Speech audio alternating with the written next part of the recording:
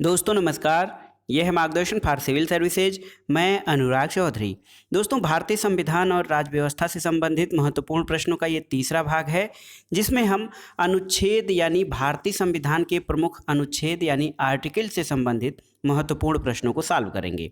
दोस्तों, ये वीडियो संघ लोक सेवा आयोग, विभिन्न राज्यों की राज्य सेवा परीक्षा के साथ साथ बैंक, एसएससी, रेलवे के सामान्य अध्ययन के राज्य व्यवस्था खंड के साथ गवर्नमेंट डिग्री कॉलेज प्रवक्ता परीक्षा, जीआईसी प्रवक्ता, टीजीटी, पीजीटी, एलटी ग्रेड और नेट जेआरएफ राजनीति विज्ञान के लिए बहुत ही उपयोगी तथा महत्वपूर्ण है। तो आइए शुरू करते हैं आज का वीडियो, भारतीय राज्य व्यवस्था का तीसरा भाग। दोस्तों, आज की वीडियो का जो पहला प्रश्न है, सूची 1 का सूची 2 से सुमेलन कराना है। देखिए, इसमें एक सूची में है आपके महत्वपूर्ण अनुच्छेद और दूसरी सूची में है उनमें क्या प्रावधान किए गए हैं। देखिए, अनुच्छेद 16। तो दोस्तों, अनुच्छेद 16 में आपका सार्वजनिक रोजगार में समान अवसर की बात कही गई है। सार्वजनिक रोजगार में समान अवसर की बात अनुच्छेद 16 में है। अनुच्छेद 32 में संवैधानिक उपचारों के अधिकार की बात की गई है। अनुच्छेद 14 जो है वो कानून के समक्ष समता की बात करता है और अनुच्छेद 17 अस्पृश्यता अपराध है, यानी अस्पृश्यता का, किसी भी प्रकार की अस्पृश्यता का निषेध भारतीय संविधान में किया गया है। तो इस प्रकार से ये जो महत्वपूर्ण अनुच्छेद हैं, आप इनका सही ढंग से मिलान कर सकते हैं। दूसरा प्रश्न है, राज्य बनाने और समाप्त करने की शक्ति किसमें निहित है। भारतीय संविधान में किसी राज्य को बनाने यानी नए स्टेट को बनाने और समाप्त करने की शक्ति किसमें निहित है। ऑप्शन है भारत के राष्ट्रपति में, प्रधानमंत्री में, संसद में या लोकसभा में। तो सही उत्तर है दोस्तों, संसद में किसी नए राज्य को बनाने या उसे समाप्त करने की शक्ति निहित है। और ये व्यवस्था भारतीय संविधान के अनुच्छेद 3 में कहा गया है कि नए राज्यों के निर्माण, उनके क्षेत्रों, सीमाओं और नाम में परिवर्तन का अधिकार भारतीय संसद में निहित है। तीसरा प्रश्न है, भारतीय संविधान में अनुच्छेदों की कुल संख्या कितनी है। तो दोस्तों, इसमें हम ऑप्शन नहीं बताएंगे, आपको बताना है कि भारतीय संविधान में अनुच्छेदों की कुल संख्या कितनी है। ऑप्शन एक बार देख लेते हैं, 445, 392, 546 या 395। तो सही उत्तर है दोस्तों, भारतीय संविधान में जो अनुच्छेद हैं उनकी कुल संख्या दोस्तों 395 है। भारतीय संविधान में मोटे तौर पर 395 अनुच्छेद, 22 भाग और 12 अनुसूचियां हैं। संशोधन द्वारा जो अनुच्छेद जोड़े जाते हैं उन्हें मूल अनुच्छेदों में उपखंड या सब आर्टिकल के तहत समायोजित किया जाता है और आर्टिकल्स की संख्या नहीं बढ़ती है। दोस्तों, संविधान में जो हम शुरुआती तैयारी करते हैं उसमें हम ये याद करते हैं कि संविधान के मूल भाग में 22 भाग, 395 अनुच्छेद और कुल 8 अनुसूचियां थीं। वर्तमान में अनुच्छेदों के साथ उपखंड यानी क, ख, ग जोड़ने पर कुल अनुच्छेदों की संख्या लगभग 450 है, लेकिन मूल अनुच्छेदों की संख्या 395 है। अगला प्रश्न है, इस वीडियो का चौथा प्रश्न है कि भारत राज्यों का संघ है, यानी India that is Bharat is the union of state, यह किस अनुच्छेद में वर्णित किया गया है। तो सही उत्तर है अनुच्छेद 1। अनुच्छेद 1 में ये वर्णित किया गया है कि भारत राज्यों का संघ है। राज्य और उनके राज्य क्षेत्र वो होंगे जो पहली अनुसूची में विनिर्दिष्ट हैं। भारत के राज्य क्षेत्र में क राज्यों के राज्य क्षेत्र आते हैं, ख जो होते हैं पहली अनुसूची में विनिर्दिष्ट संघ राज्य, और ग ऐसे अन्य राज्य क्षेत्र जो अर्जित किए जाएं, ये सभी शामिल होते हैं। तो भारत राज्यों का संघ है, ये संविधान की पहली अनुसूची में वर्णित है। कुछ और महत्वपूर्ण तथ्य जान लेते हैं। अनुच्छेद 2 जो है भारतीय संविधान का, वो नए राज्यों के प्रवेश या स्थापना से संबंधित है।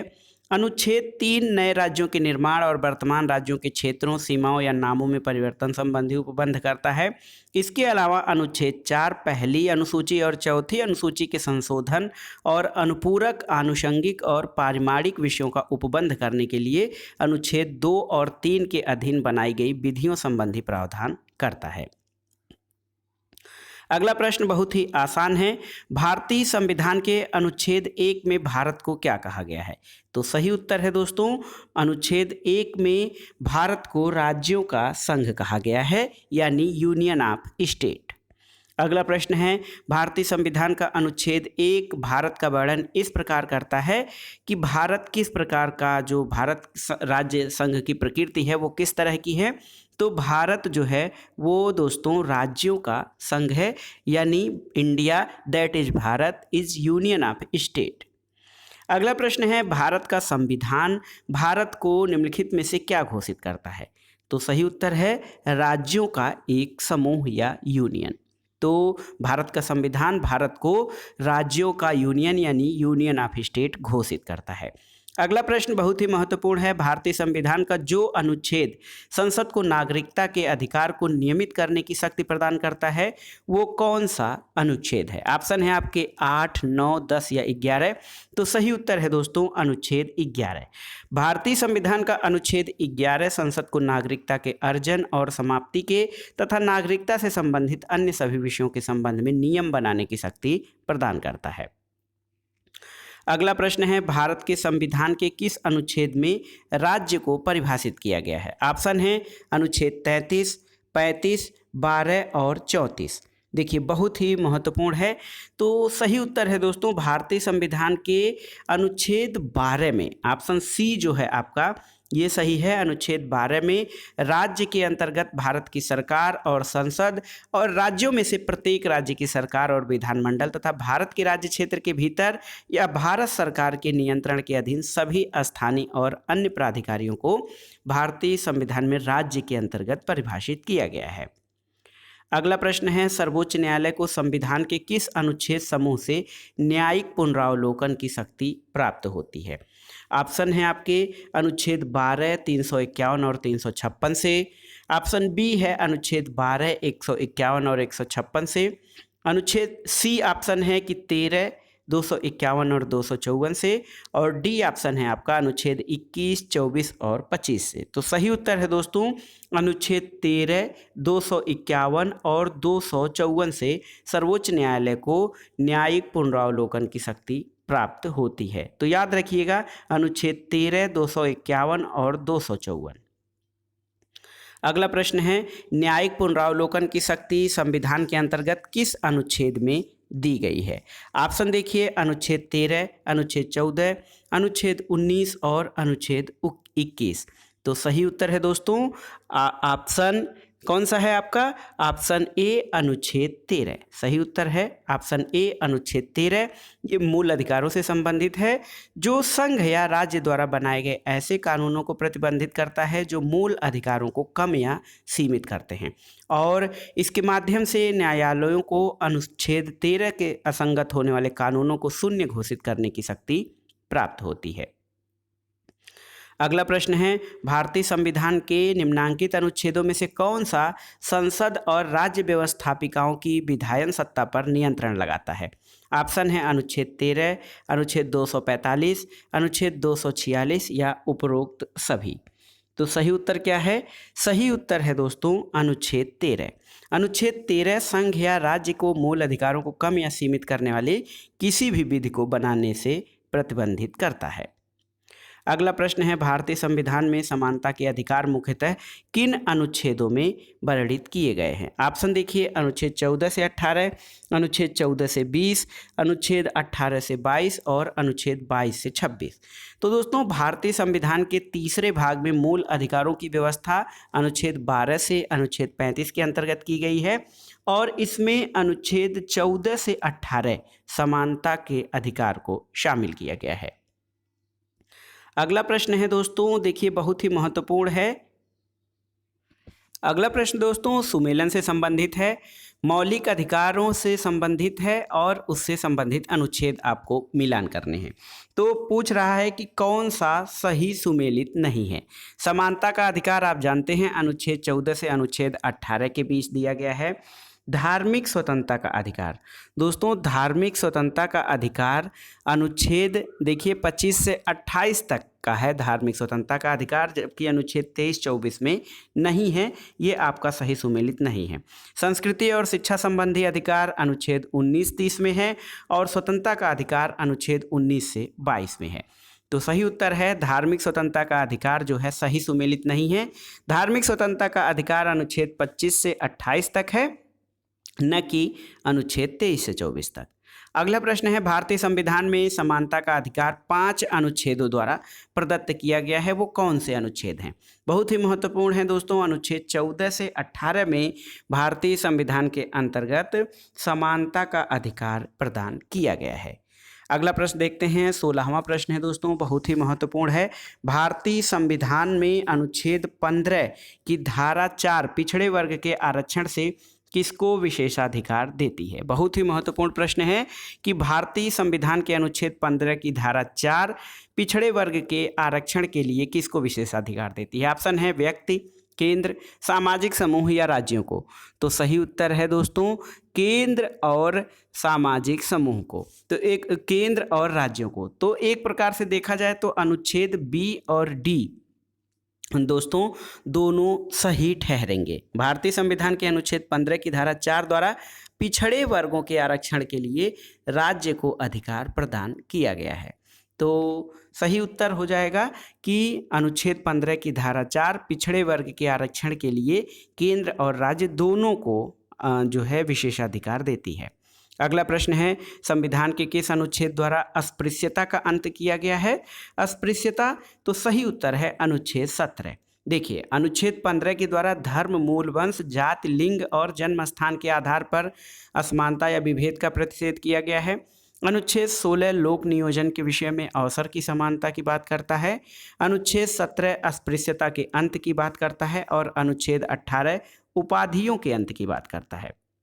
अगला प्रश्न है, कौन सा भारतीय संविधान का अनुच्छेद सार्वजनिक सेवाओं में अवसर की समानता प्रदान करता है? बहुत ही महत्वपूर्ण है। कौन सा अनुच्छेद सार्वजनिक सेवाओं में अवसर की समानता प्रदान करता है? ये है अनुच्छेद 16। अगला प्रश्न है, भारतीय संविधान का अनुच्छेद 17 किसका समापन करना चाहता है? तो अनुच्छेद 17 के द्वारा अस्पृश्यता के अंत की बात कही गई है, आप जानते हैं। भारतीय संविधान का अनुच्छेद 17 किससे संबंधित है? तो ये अस्पृश्यता के अंत से संबंधित है भारतीय संविधान का अनुच्छेद 17। अगला प्रश्न देखते हैं दोस्तों, स्वतंत्रता के अधिकार की गारंटी किस अनुच्छेद के द्वारा दी गई है? तो स्वतंत्रता का जो अधिकार है वो अनुच्छेद 19 में वर्णित है। आप जानते हैं भारतीय संविधान के अनुच्छेद 19 जो कि मौलिक अधिकारों के अंतर्गत है। मौलिक अधिकार, स्वतंत्रता भारतीय संविधान के अंतर्गत नागरिकों को दिया गया मौलिक अधिकार है और इसमें अनुच्छेद 19 में स्वतंत्रता के लिए नागरिकों को 6 प्रकार के स्वतंत्रताएं दी गई हैं। अगला प्रश्न है, भारतीय संविधान के अनुच्छेद 19 में कौन सी एक स्वतंत्रता प्रदान नहीं की गई है? ऑप्शन है सभा की स्वतंत्रता, भ्रमण की स्वतंत्रता, धर्म की स्वतंत्रता या फिर निवास और बस जाने की स्वतंत्रता। तो सही उत्तर है धर्म की स्वतंत्रता दोस्तों अनुच्छेद 19 के अंतर्गत नहीं दिया गया है।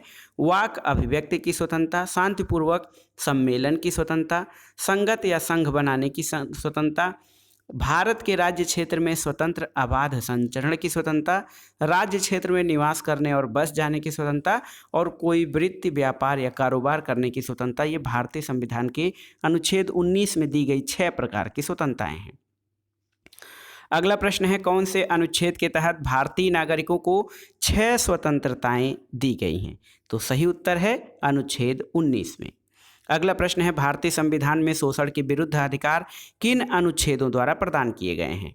ऑप्शन देखिए, अनुच्छेद 16 से 20, अनुच्छेद 23 से 24, अनुच्छेद 25 से 28 और अनुच्छेद 29 से 30। तो सही उत्तर है अनुच्छेद 23-24 में शोषण के विरुद्ध अधिकार प्रदान किया गया है और ये मौलिक अधिकार माना जाता है। अगला प्रश्न है, अल्पसंख्यक शब्द का प्रयोग या माइनॉरिटी शब्द का प्रयोग भारत के संविधान के किस अनुच्छेद में किया गया है? आपको बताना है अल्पसंख्यक शब्द का प्रयोग जो है भारतीय संविधान के किस अनुच्छेद में किया गया है? 28, 29, 29 और 30 में।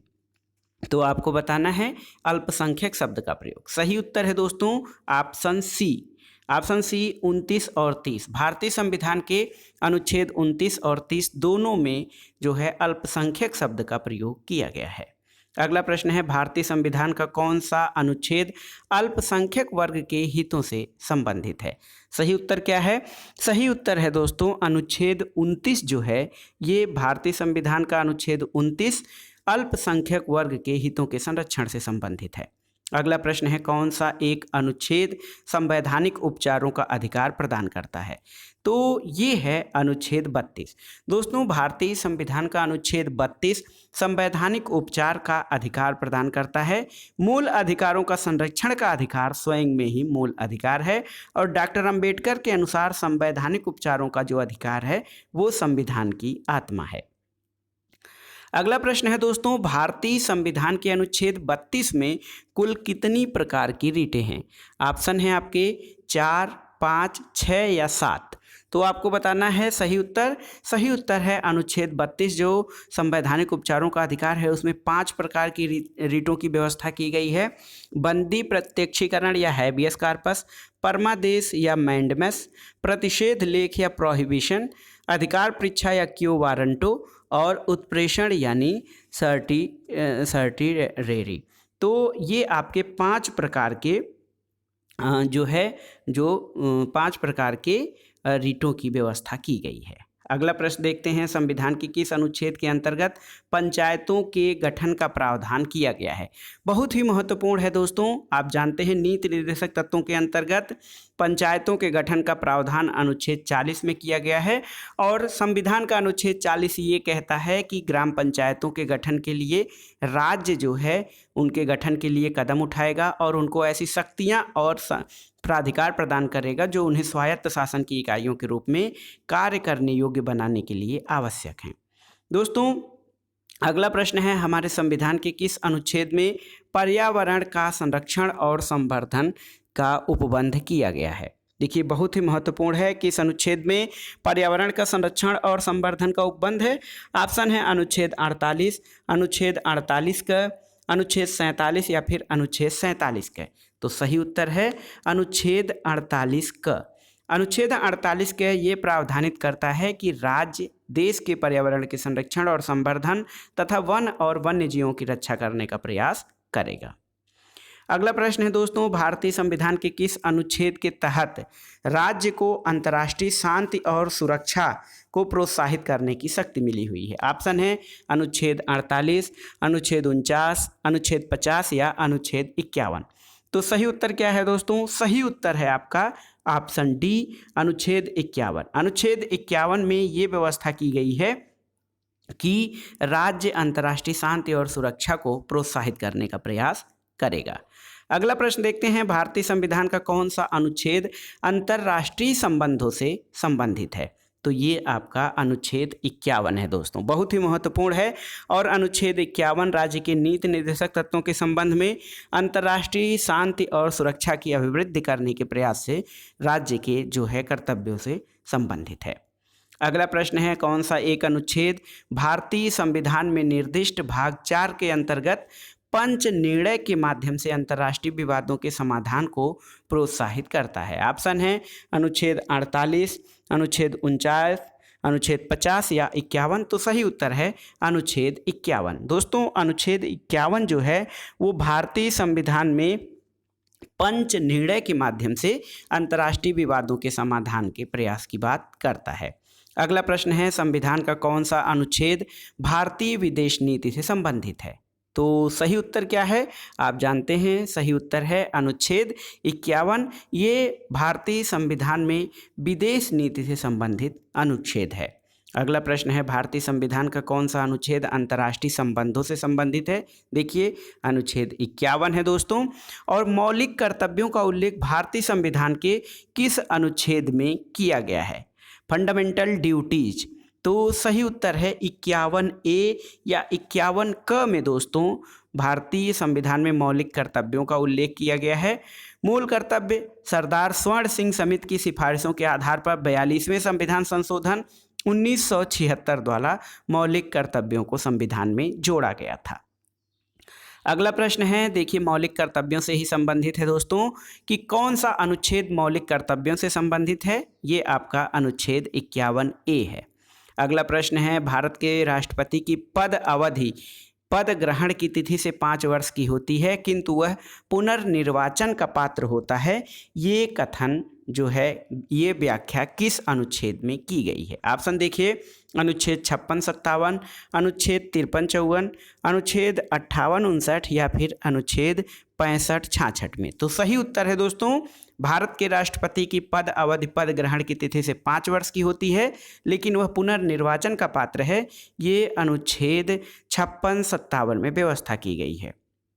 अगला प्रश्न है, भारत के राष्ट्रपति पर महाभियोग की प्रक्रिया का वर्णन संविधान के किस अनुच्छेद में किया गया है? ये बहुत ही महत्वपूर्ण प्रश्न है और राष्ट्रपति से संबंधित जब हम प्रावधान या अनुच्छेदों को पढ़ते हैं तो उसमें ये आता है कि संविधान के किस अनुच्छेद में जो है महाभियोग की प्रक्रिया का वर्णन किया गया है। ऑप्शन है आपके अनुच्छेद 52, 61, 57 या 59। तो सही उत्तर है दोस्तों, भारत के संविधान में महाभियोग की जो प्रक्रिया है उसका वर्णन अनुच्छेद 61 में किया गया है, महाभियोग की प्रक्रिया। और अनुच्छेद 52 में कहा जाए तो भारत के राष्ट्रपति का प्रावधान है, भारत का एक राष्ट्रपति होगा। अनुच्छेद 57 में राष्ट्रपति के पुनर्निर्वाचन के लिए पात्रता की बात की गई है और अनुच्छेद 59 राष्ट्रपति की उपलब्धियां, उसके वेतन, भत्ते और कार्यकाल से संबंधित है। अगला प्रश्न है, भारत के राष्ट्रपति संविधान के किस अनुच्छेद के अंतर्गत मंत्रिमंडल की सलाह मानने को बाध्य है? ऑप्शन है 74वां, 76वां, 78वां या 80वां। तो सही उत्तर है अनुच्छेद 74। अनुच्छेद 74 में प्रावधान है कि राष्ट्रपति को सहायता और सलाह देने के लिए एक मंत्रिपरिषद होगी जिसका प्रधान प्रधानमंत्री होगा और राष्ट्रपति अपने कृत्यों का प्रयोग ऐसी सलाह के अनुसार कार्य करेगा। दोस्तों 44वें संविधान संशोधन अधिनियम 1978 द्वारा इसमें एक महत्वपूर्ण उपबंध जोड़ा गया जिसके अनुसार राष्ट्रपति मंत्रिपरिषद की सलाह को पुनर्विचार के लिए लौटा सकता है। अगला प्रश्न है, संविधान के किस अनुच्छेद के अंतर्गत भारत का राष्ट्रपति संघीय कैबिनेट की सलाह मानने के लिए बाध्य है? ये बहुत ही महत्वपूर्ण प्रश्न है। तो सही उत्तर है अनुच्छेद 74। अनुच्छेद 74 के अनुसार भारत का राष्ट्रपति संघीय कैबिनेट की सलाह मानने के लिए बाध्य होता है। अगला प्रश्न देखिए दोस्तों, बहुत ही महत्वपूर्ण प्रश्न है कि भारतीय संविधान के किस अनुच्छेद में राष्ट्रपति को सूचना का अधिकार दिया गया है? ऑप्शन देखिए, ऑप्शन अनुच्छेद 52, अनुच्छेद 61, अनुच्छेद 78 या अनुच्छेद 75 में। तो सही उत्तर है सूचना का अधिकार भारतीय राष्ट्रपति को अनुच्छेद 78 में दिया गया है और इसमें ये प्रावधान किया गया है कि प्रधानमंत्री का ये कर्तव्य होगा कि वह देश के प्रशासनिक और विधायी मामलों और मंत्रिपरिषद के निर्णयों के संबंध में राष्ट्रपति को सूचना दे यदि राष्ट्रपति इस प्रकार की सूचना प्राप्त करना आवश्यक समझे। अगला प्रश्न है, भारतीय संविधान के किस अनुच्छेद में धन विधेयक संबंधी विशेष प्रक्रिया का वर्णन किया गया है? ऑप्शन है अनुच्छेद 105, अनुच्छेद 215, अनुच्छेद 109 और 249।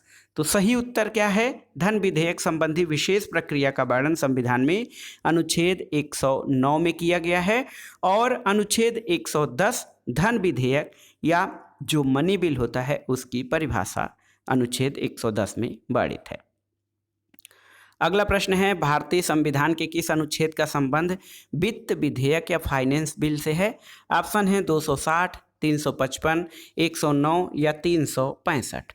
तो सही उत्तर है दोस्तों, वित्त विधेयक से संबंधित अनुच्छेद 109 है। धन विधेयक को परिभाषित किया गया है किस अनुच्छेद में? तो आप जानते हैं भारतीय संविधान के अनुच्छेद 110 में जो है धन विधेयक को परिभाषित किया गया है। दोस्तों संविधान के अनुच्छेद 110 के अनुसार कोई विधेयक धन विधेयक समझा जाता है यदि उसमें केवल सभी या किन्हीं विषयों से संबंधित उपबंध हों, जैसे कर का आरोपण, उत्साधन, परिहार या परिवर्तन, सरकार द्वारा धन उधार लेने का विनियमन, भारत की संचित निधि या आकस्मिकता निधि में धन जमा करना या निकालना, किसी व्यय को भारत की संचित निधि पर भारित घोषित करना या बढ़ाना और भारत की संचित निधि या भारत के लोक लेखा में मदे प्राप्त करने अथवा धन की अभिरक्षा, उसके निर्गमन अथवा संघ या राज्य के लेखाओं की संपरीक्षा। अगला प्रश्न है, संविधान के किस अनुच्छेद में उच्च न्यायालय की स्थापना और संरचना का वर्णन किया गया है? ऑप्शन देखिए, अनुच्छेद 124, 123, 122 और 121। तो सही उत्तर है उच्चतम न्यायालय की स्थापना 124। दोस्तों 124 अनुच्छेद आर्टिकल में कहा गया है कि उच्चतम न्यायालय के गठन के संबंध में उच्चतम न्यायालय की संरचना, इन दोनों की बात, गठन और संरचना की बात अनुच्छेद 124 में की गई है। अगला प्रश्न है, भारतीय संविधान के किस अनुच्छेद में सर्वोच्च न्यायालय में तदर्थ या एडहॉक न्यायाधीशों की व्यवस्था है? ऑप्शन है अनुच्छेद 124, 125, 126 या 127। तो सही उत्तर है दोस्तों अनुच्छेद 127। अनुच्छेद 127 में ये प्रावधान है कि मुख्य न्यायाधीश राष्ट्रपति की पूर्व स्वीकृति से तदर्थ न्यायाधीशों की नियुक्तियां कर सकता है। अगला प्रश्न है, भारत के संविधान में निम्न में से कौन सा एक अनुच्छेद राष्ट्रपति को नियंत्रक और महालेखा परीक्षक नियुक्त करने की शक्ति प्रदान करता है? तो सही उत्तर हम ऑप्शन नहीं बताएंगे। सही उत्तर जो है वो है अनुच्छेद 148, जो कि नियंत्रक और महालेखा परीक्षक नियुक्त करने की शक्ति प्रदान करता है और controller and auditor general of India की नियुक्ति करने का अधिकार राष्ट्रपति को होता है। अगला प्रश्न है, भारत के राष्ट्रपति को नियंत्रक तथा महालेखा परीक्षक नियुक्त करने का अधिकार है भारत के संविधान के प्रावधान के अनुसार? तो सही उत्तर है दोस्तों अनुच्छेद 148। अनुच्छेद 148 के अंतर्गत जो है वो भारत के संविधान में जो है राष्ट्रपति को महालेखा परीक्षक नियुक्त करने की शक्ति देता है। अगला प्रश्न देखिए, निम्नलिखित में से कौन सा सही युग्म सुमेलित है? ऑप्शन देख लीजिए, अनुच्छेद 143, 153 राज्यपाल की नियुक्ति, अनुच्छेद 154 राज्यपाल का कार्यकाल, अनुच्छेद 162 राज्य का महाधिवक्ता और अनुच्छेद 153 मुख्यमंत्री का दायित्व। तो सही उत्तर क्या है? सही उत्तर है दोस्तों अनुच्छेद 153 राज्यपाल की नियुक्ति। यहाँ पर पूछ रहा है कि कौन सा सही सुमेलित है, तो सही उत्तर है ये ऑप्शन ए। जबकि अनुच्छेद 154 राज्य की कार्यपालिका शक्ति राज्यपाल में निहित होती है, ये वर्णन करता है। अनुच्छेद 162 में राज्य की कार्यपालिका शक्ति का विस्तार है और अनुच्छेद 153 राज्यों के राज्यपाल के संबंध में वर्णन करता है। तो ये नीचे के बी, सी और डी तीनों सही नहीं है। अनुच्छेद 153 राज्यपाल की नियुक्ति से संबंधित प्रावधान, ये केवल ऑप्शन ए आपका सही सुमेलित है। अगला प्रश्न है, भारत के संविधान के किस अनुच्छेद के अनुसार उन बातों को छोड़कर जिनमें राज्यपाल स्वविवेक से कार्य करता है, अन्य कार्यों के निर्वाह में उसे सहायता और सलाह प्रदान करने के लिए एक मंत्रिपरिषद होगी जिसका प्रधान मुख्यमंत्री होगा? ये किस अनुच्छेद में कहा गया है? ऑप्शन है 160, 161, 162 और 163। तो सही उत्तर है अनुच्छेद 163। इसमें ये प्रावधान किया गया है कि राज्यपाल के परामर्श और सहायता के लिए एक मंत्रिपरिषद होगी जिसका प्रधान मुख्यमंत्री होगा। अगला प्रश्न है, मुख्यमंत्री के कार्य और शक्तियों का उल्लेख भारतीय संविधान के किस अनुच्छेद में मिलता है? ऑप्शन है 162, 167, 168 या 169। तो सही उत्तर है अनुच्छेद 167 में। दोस्तों, राज्यपाल को जानकारी देने के संबंध में मुख्यमंत्री के कर्तव्यों का उल्लेख अनुच्छेद 167 में है और मुख्यमंत्री के कार्य और शक्तियों का जो उल्लेख है भारतीय संविधान के अनुच्छेद 167 में किया गया है। आप इसको तैयार कर लीजिएगा।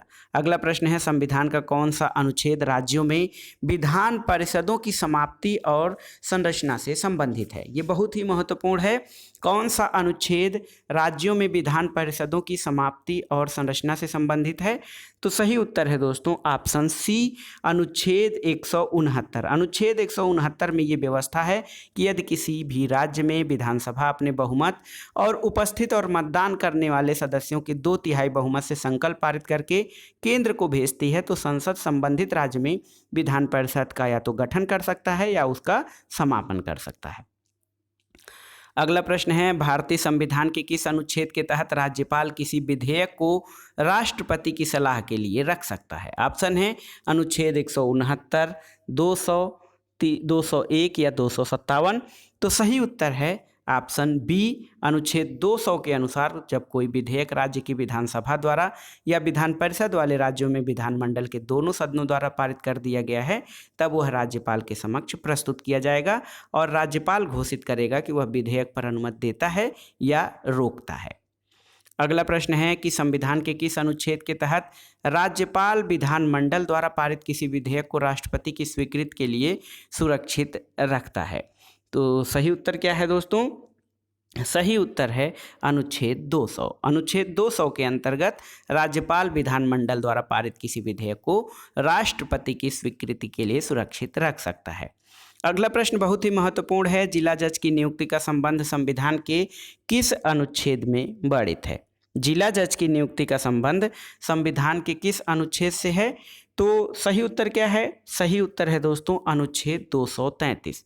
अनुच्छेद 233 में किसी राज्य में जिला न्यायाधीश नियुक्त होने वाले व्यक्तियों की नियुक्ति और न्यायाधीश की पदस्थापना और प्रोन्नति उस राज्य का राज्यपाल ऐसे राज्य के संबंध में आधिकारिकता का प्रयोग करने वाले उच्च न्यायालय के परामर्श से करेगा। अगला प्रश्न है बहुत ही महत्वपूर्ण है। भारतीय संविधान में अवशिष्ट शक्तियां निम्नलिखित में से किस अनुच्छेद में उपबंधित हैं? ऑप्शन है अनुच्छेद 135, अनुच्छेद 248, 247 या 245। तो सही उत्तर है अनुच्छेद 248। दोस्तों अनुच्छेद 248 में ये व्यवस्था है कि अवशिष्ट विधायी शक्तियां संघीय संसद में निहित होंगी। अगला प्रश्न है 58वां प्रश्न। भारतीय संविधान के किस अनुच्छेद के अंतर्गत राज्यसभा विशेष बहुमत द्वारा राज्य सूची के किसी विषय पर संसद को कानून बनाने के लिए अधिकृत कर सकती है? ऑप्शन है अनुच्छेद 247, 248, 249 या 250। तो सही उत्तर है अनुच्छेद 249। अगला प्रश्न है भारतीय संविधान के किस अनुच्छेद के तहत संसद राज्य सूची के किसी भी विषय पर कानून बना सकती है? एक बार आप जान चुके हैं अनुच्छेद 249 के अंतर्गत संसद राज्य सूची के किसी भी विषय पर कानून बना सकती है। अगला प्रश्न है भारत के संविधान का कौन सा अनुच्छेद संसद को राज्य सूची के किसी विषय पर विधि निर्माण की शक्ति प्रदान करता है? तो ये है दोस्तों आपका अनुच्छेद 249 और इसको आप जान चुके हैं, याद कर लीजिए, रट लीजिए। अनुच्छेद 249 बहुत ही महत्वपूर्ण है। इसमें ये प्रावधान है कि संसद राज्य सूची के किसी विषय पर विधि बनाने की शक्ति रखता है। अगला प्रश्न है भारतीय संविधान के किस अनुच्छेद के तहत संसद राज्य सूची में किसी विषय पर कानून बना सकता है? ये कई बार परीक्षा में पूछा गया है, तो आप देख लीजिए अनुच्छेद 249 है दोस्तों, जिसमें ये प्रावधान है कि संसद राज्य सूची के किसी विषय पर कानून बना सकती है। अगला प्रश्न है अनुच्छेद 249 किसके अधिकारों से संबंधित है? तो आप जानते हैं अनुच्छेद 249 जो है ये राज्यसभा के अधिकारों से संबंधित है और इसमें राज्यसभा को विशेष अधिकार है। अगला प्रश्न है भारतीय संविधान में केंद्र राज्य प्रशासनिक संबंध किस अनुच्छेद में वर्णित है? ऑप्शन है 256 से 263, 245 से 255, 264 से 291 या 294 से 300। तो सही उत्तर है दोस्तों भारतीय संविधान के 11वें भाग में, भारतीय संविधान के 11वें भाग में अनुच्छेद 256 से 263 बहुत ही महत्वपूर्ण है। ऑप्शन ए 256 से 263 तक केंद्र राज्य प्रशासनिक संबंधों का वर्णन किया गया है। अगला प्रश्न है सरकारिया कमीशन द्वारा अंतर्राज्यीय परिषद के गठन की संस्तुति संविधान के किस अनुच्छेद के अंतर्गत की गई है? ऑप्शन है अनुच्छेद 360, अनुच्छेद 363, 263 या फिर 260। तो सही उत्तर है सरकारिया कमीशन द्वारा अंतर्राज्यीय परिषद के गठन की जो बात है वो अनुच्छेद 263 में की गई है। अगला प्रश्न है 65वां प्रश्न अखिल भारतीय सेवाओं का उल्लेख किस अनुच्छेद में किया गया है? तो याद रखिए अनुच्छेद भारतीय संविधान के अनुच्छेद 312 में दोस्तों ऑप्शन बी इसमें अखिल भारतीय सेवाओं का उल्लेख है। भारतीय संविधान के किस अनुच्छेद में संसद साधारण बहुमत से विधि पारित कर संशोधन नहीं कर सकती है? ऑप्शन देखिए अनुच्छेद 100 का 3, अनुच्छेद 105, अनुच्छेद 11 या अनुच्छेद 312। तो सही उत्तर है अनुच्छेद 312। ये लोक सेवाओं के सृजन से संबंधित है और इसमें ये उपबंध है कि यदि राज्यसभा उपस्थित और मत देने वाले सदस्यों में से कम 2/3 सदस्यों द्वारा समर्थित संकल्प द्वारा ये घोषित करती है कि राष्ट्रीय हित में ऐसा करना आवश्यक है, तो संसद विधि बनाकर अखिल भारतीय सेवाओं का सृजन कर सकती है। अगला प्रश्न है दोस्तों भारतीय संविधान के किस अनुच्छेदों में निर्वाचन आयोग का प्रावधान है? बहुत ही महत्वपूर्ण प्रश्न है, ये अनुच्छेद भी आपको याद रखना चाहिए। ये है अनुच्छेद 324। इसमें संसद, राज्य विधानमंडलों, राष्ट्रपति, उपराष्ट्रपति इन पदों के निर्वाचन के अधीक्षण, निर्देशन और नियंत्रण के लिए निर्वाचन आयोग का प्रावधान किया गया है। अगला प्रश्न है 68वां प्रश्न, बहुत ही महत्वपूर्ण है दोस्तों। 68 प्रश्न है कि भारत में निर्वाचन आयोग का गठन जो है वो संविधान के किस अनुच्छेद के तहत किया गया है? तो सही उत्तर है अनुच्छेद 324। बहुत ही महत्वपूर्ण है अनुच्छेद 324, भारत में निर्वाचन आयोग के गठन का प्रावधान। अगला प्रश्न भी निर्वाचन आयोग के गठन से संबंधित है। तो आप जानते हैं अनुच्छेद 324 में निर्वाचन आयोग के गठन का प्रावधान किया गया है। अगला प्रश्न है किस अनुच्छेद के तहत यह उपबंधित है कि निर्वाचक नामावली धर्म, मूल, वंश, जाति या लिंग के आधार पर तैयार नहीं की जाएगी? ऑप्शन देखिए, अनुच्छेद 17, अनुच्छेद 29, अनुच्छेद 325 या 326। तो सही उत्तर है दोस्तों ऑप्शन सी, अनुच्छेद 325।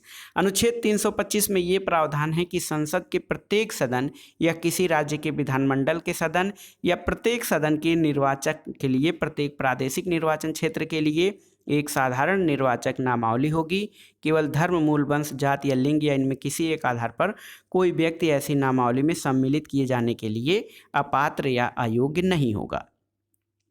अगला प्रश्न है संविधान के किस अनुच्छेद द्वारा भारत के नागरिकों को वयस्क मताधिकार प्रदान किया गया है? ऑप्शन है अनुच्छेद 325, अनुच्छेद 327, अनुच्छेद 326 या अनुच्छेद 328। तो इसको याद रखिएगा, जो है वयस्क मताधिकार 3×2 = 6, 3 to 6, 3 दूनी 6। तो ये 3 दूनी 6 है वयस्क मताधिकार।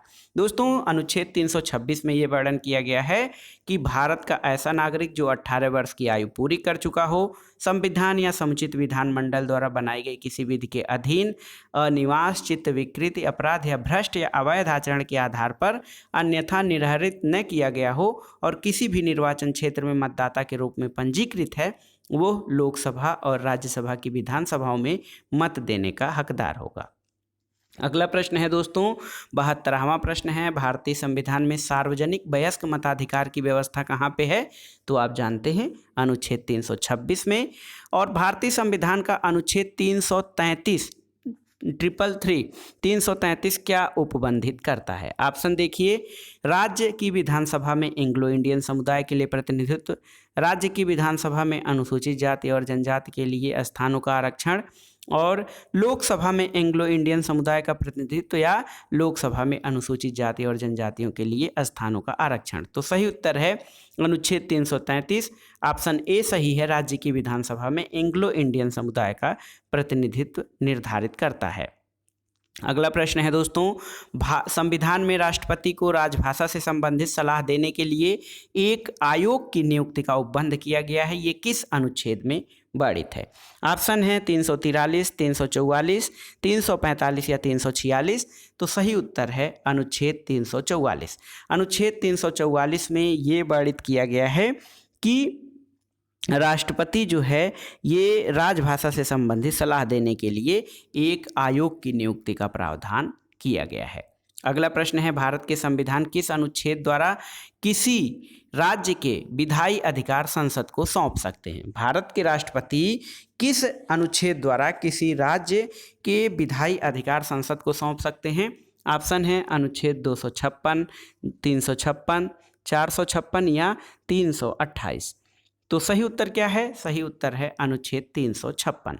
अनुच्छेद 356 एक ख में ये कहा गया है कि राज्य विधानमंडल की शक्तियां राष्ट्रपति संसद को सौंप सकते हैं।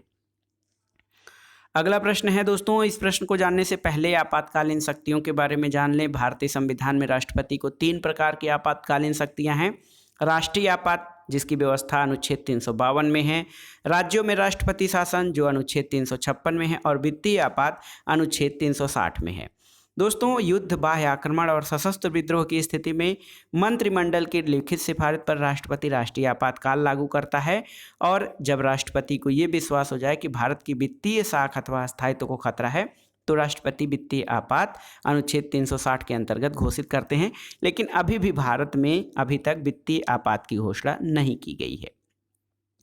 अगला प्रश्न है अनुच्छेद 356 किससे संबंधित है?